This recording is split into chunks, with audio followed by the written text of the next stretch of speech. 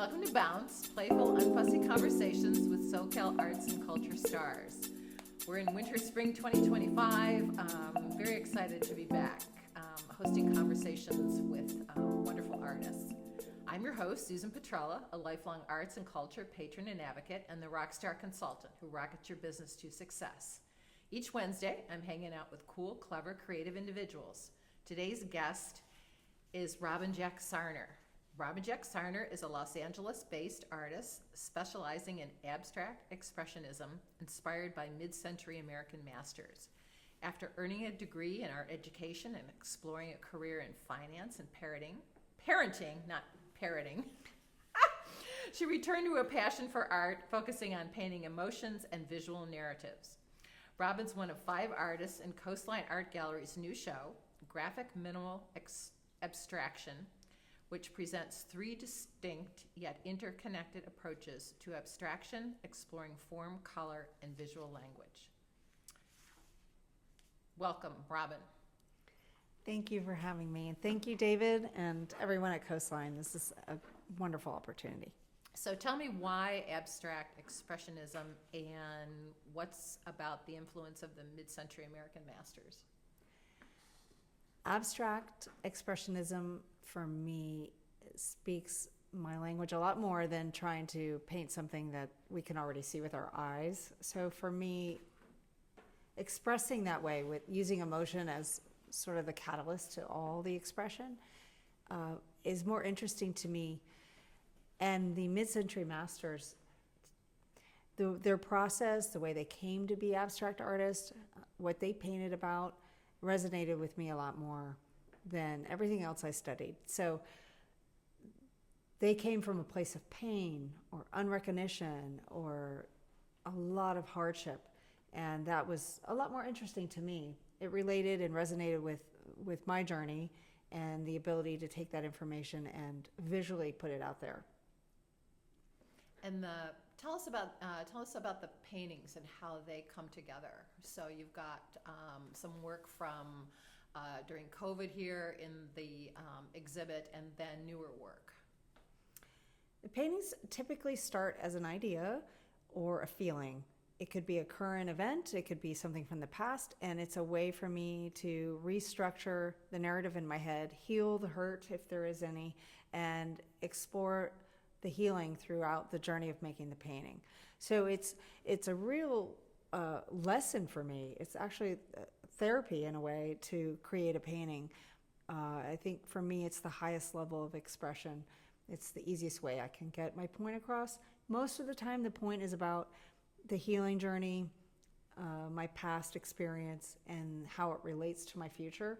And a lot of times the timeline of that is taking the past and the present together and creating that story, a whole story, a complete story with the narratives from the past, the healing, and the current.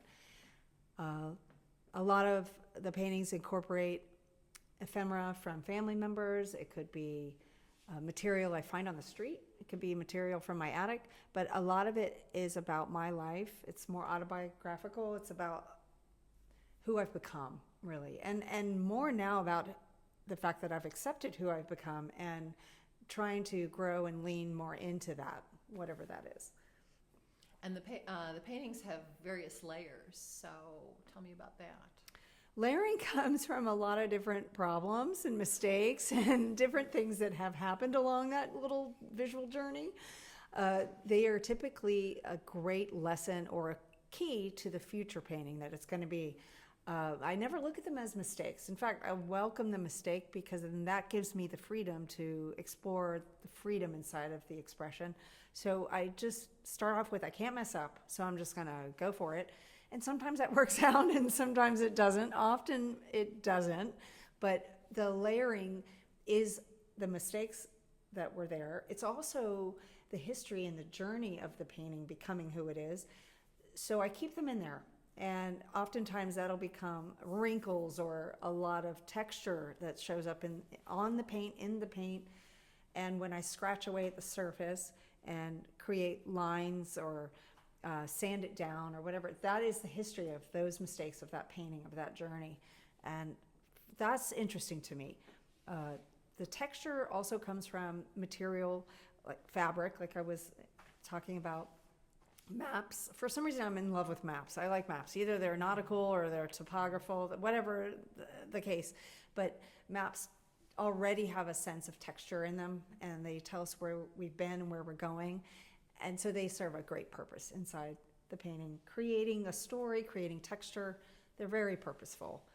But the layering, to me, it makes anything more interesting. If you've ever walked into a gallery or a museum and you've looked at a painting that had one color, one layer, only great masters can make that look great. Most of us can't do much with just a flat piece of paper or canvas. So for me, it's more about the journey of what's happening while I'm making that painting, and it becomes part of that story.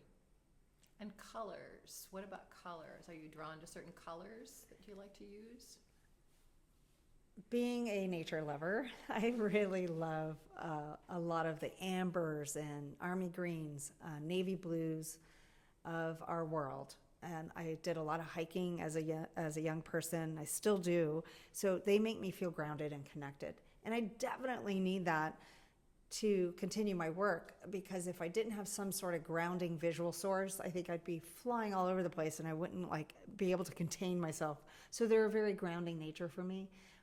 They also make me feel good. And I think because I connect it with hiking and being in nature, and Mother Nature seems to be my guide for me. So the colors of anything you would see in nature, ranging from like the ambers all the way to fuchsia, are parts of my palette. Typically, in most paintings, a lot of times I might even bring it down to just one of those colors, but just exploit it as much as I can by either adding water or texture, or material, ephemera. But a lot of times I'm using a palette of 4 to 5, maybe even 6 colors.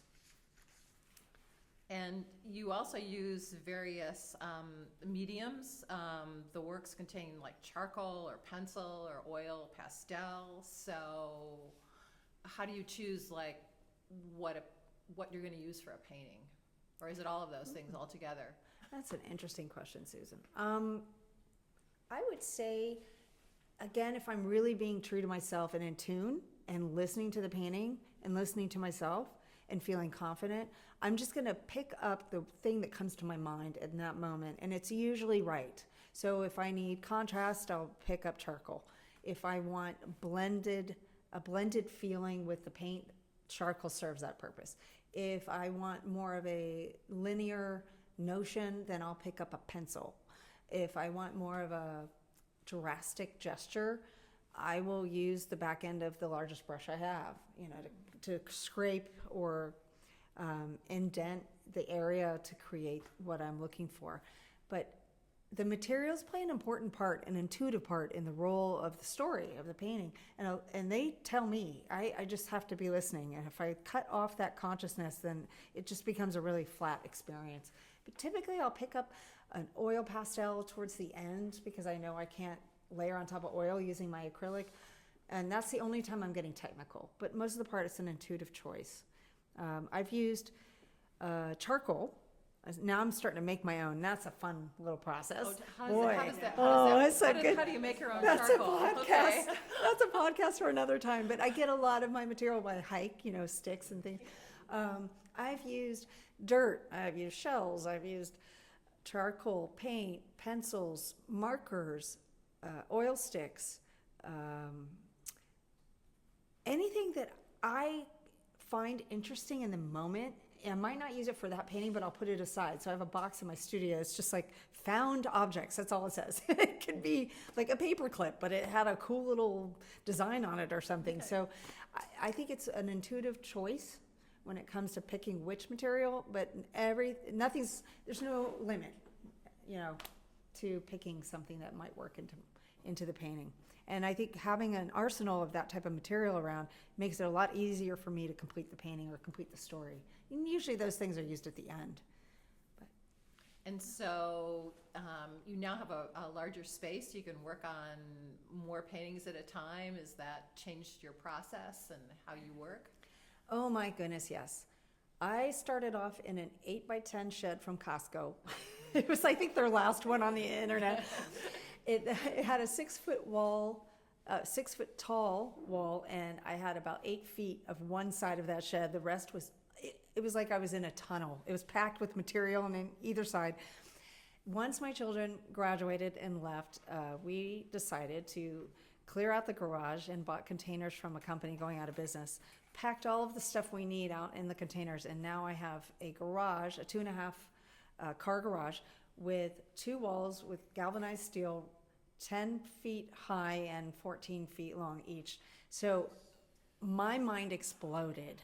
My lovely husband said, go for it. So now I can just put up several pieces of canvas, paper, or whatever I'm working with, whatever substrate I can magnetize to, and I just get going with a series at a time instead of one by one. Aside from the shed, I have a membership to the Palos Verdes Art Center and was working there once a week in their classes. And I had a wall space there, but I would drag in my giant piece of canvas, and after being exhausted, tacking it all up and getting ready, an hour had gone by and I would have maybe 4 more hours to work on something. So the process was very antiquated and choppy. And with the garage, I can be very in a flow state. I can work on several pieces at one time. And all the elements of a series is evident because I'm in that flow state and I'm able to work on each at the same time. So my gestures, my feelings, my colors, everything's evident in each of them because it's happening at the same time, instead of being chopped up a week at a time in a very small place or chopped up once a week in a large space, but it's 5 or 6 at a time instead of 1. So the studio is a game changer for me. I think that's a turning point now in my career. I can be prolific, which is all I want to be, and feel what I feel and go out there and do it, and it's set up and I'm ready to go, as opposed to having to pack up and come back and all those things. So does the process go faster then because you have all of these paintings you can work in?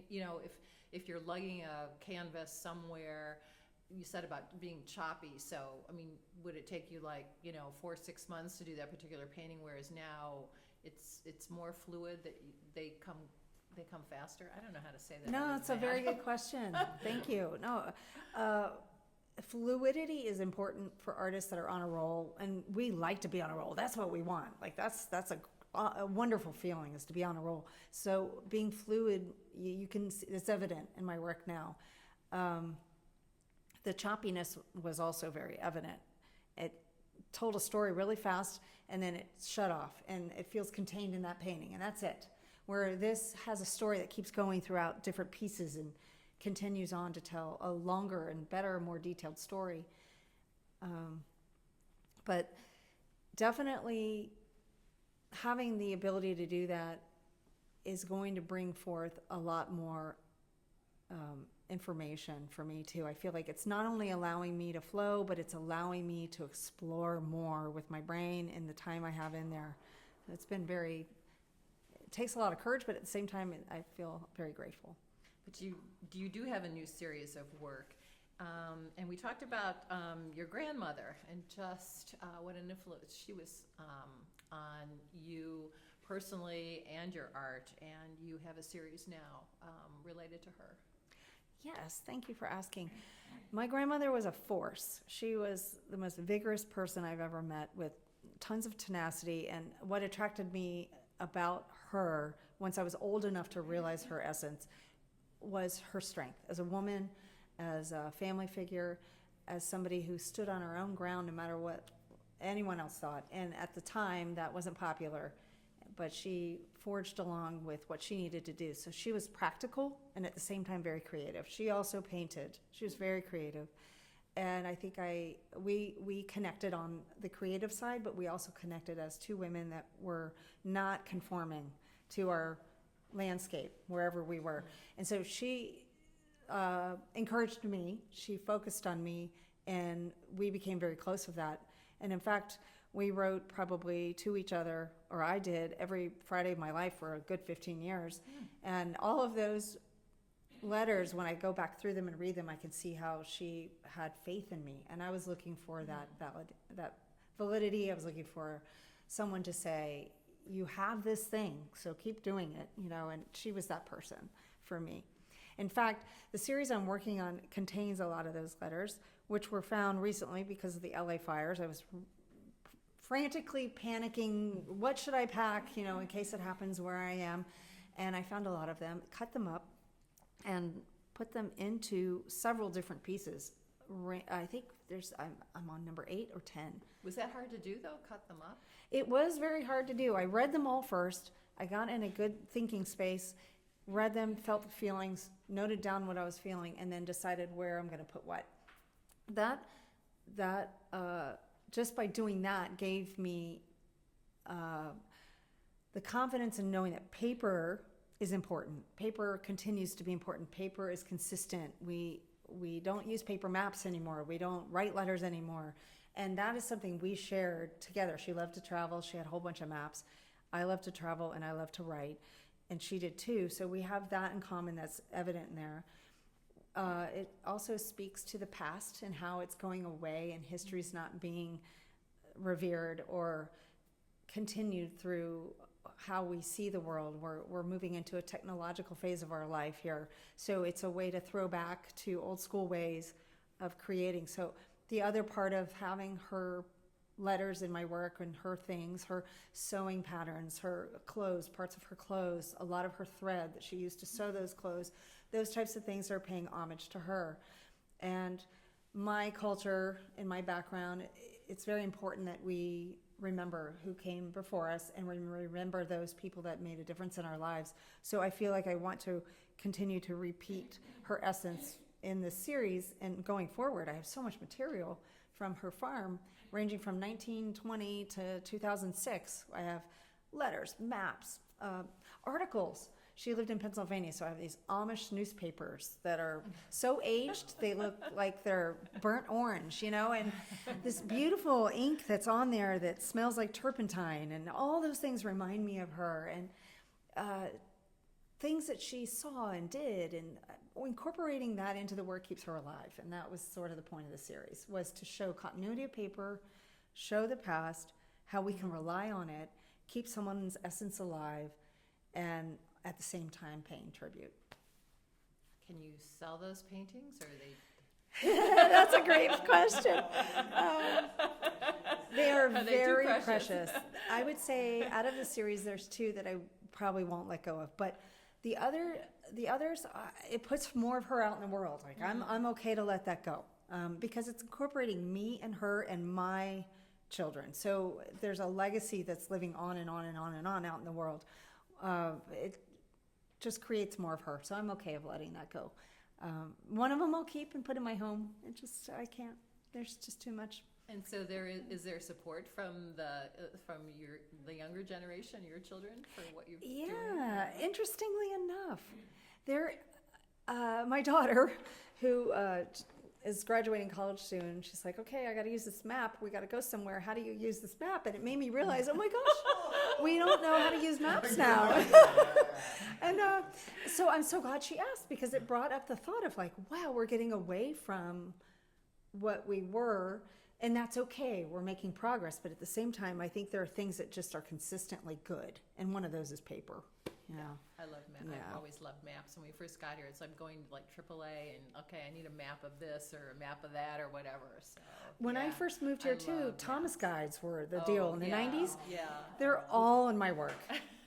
I challenge all of you out there, anybody that comes to this show, find the Thomas Guide pages in my work. It is so fun.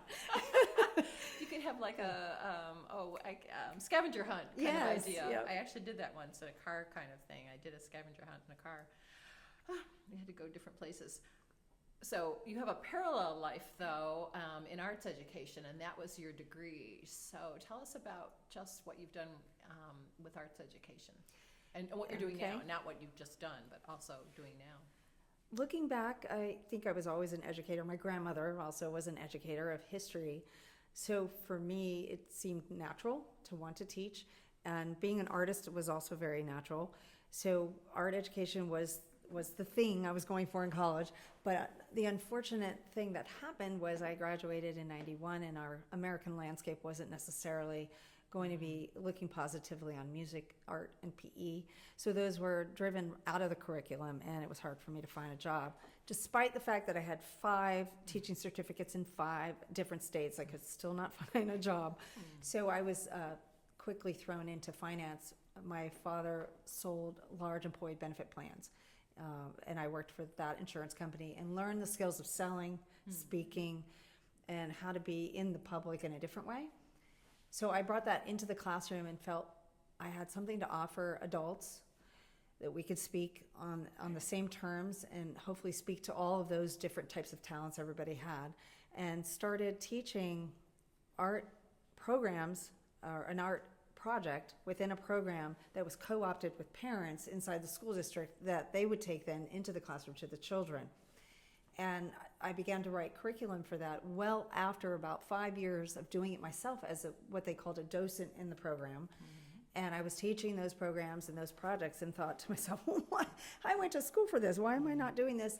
So I decided I would take on the responsibility of learning how to do it, and went ahead and got a few of those projects in and started teaching adults.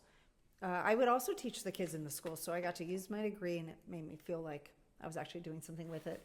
But I really enjoyed it. I really enjoyed it. And it ended up being over 5 years. Each year, I would develop something that would be taught to roughly 10,000 children in the school districts of the South Bay each year. And that became such a reward for my heart, because I thought my project's getting out to those kids, and my project's going to be more about loving who you are right now, not having to have a skill to do art, is what they would call it, not worry about if it's right or wrong, being able to just be a child and express yourself. So I made a lot of abstract projects for the kids, where that was a whole, I never saw any. They were all about landscapes, figure drawing, and different things, which are important, and that classical training is important, but I felt like it was easier to teach kids who just wanted to express themselves without feeling like there had to be a lot of structure.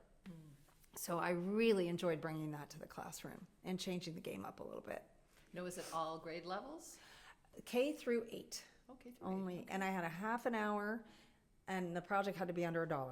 So it took some skill to come up with those projects.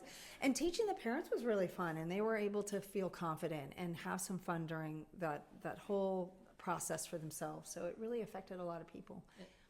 And you're still doing that now? I am. I'm still creating curriculum, still teaching, and I hope to continue that. So how does that fit in with the schedule? Do you have certain days that you work on your art and then you teach, or is it very fluid? It's more of a season. So there's a Okay. season for that curriculum-based education, and then they trickle it out throughout the year. So I only have to worry about basically December through February creating curriculum. The rest of the year is now hopefully spent on creating my stories through the work. So what's the future? We talked about that with the LA fires. You mentioned maybe some new material that you're going to work with some of the ephemera from your grandmother that you might look to sculpture. So any ideas that you've written down in this journal of where you're going to go? Yeah, we all have journals of idea seeds, right? Our little seeds. And one of those seeds was to take material from the past, connecting it to the current, and possibly to the future. And that seems to be a theme right now running through my work with the ephemeral art, and now with lots of ash and material we have left over from the LA fires. I'm hoping to develop a series about that and that history and those folks' history, and bringing a piece of what they had into and memorializing it and keeping it current and paying homage to what they had, but at the same time remembering, keeping those memories alive. So that material would include ash, metal. I've asked friends to accumulate whatever they can that they feel they can part with before FEMA has to come in and clean it all out. And using that material, just like the ephemera with my grandmother, all that material, paper, thread, all those things from her, along with my own textiles and fabrics, I would do for someone else and use their materials. So I'm looking forward to possibly getting into a series like that. So they might be personal to that person, though, Right. right? Okay. Right, that's exactly And maybe right. even more textured? With More a piece of texture. metal in them? Yeah, metal. I'm known for sewing things on canvas, gluing things, anything that I can attach to any substrate, I'm gonna try to do that. Yeah, it might work, might not. Again, mistakes are awesome, so we'll make something out of it or upcycle it somehow. Okay. Great. Well, thank you very much, Robin, for sharing your story with us. You've made Bounce Bounce. A special thank you to our generous sponsor, Coastline College, its Fine Arts Department and Art Gallery, David Michael Lee, Director, Curator, and Professor. He's also our wonderful producer. He's now made us do this twice. Thank you, David. Until next time. Thank you. Had to get that in.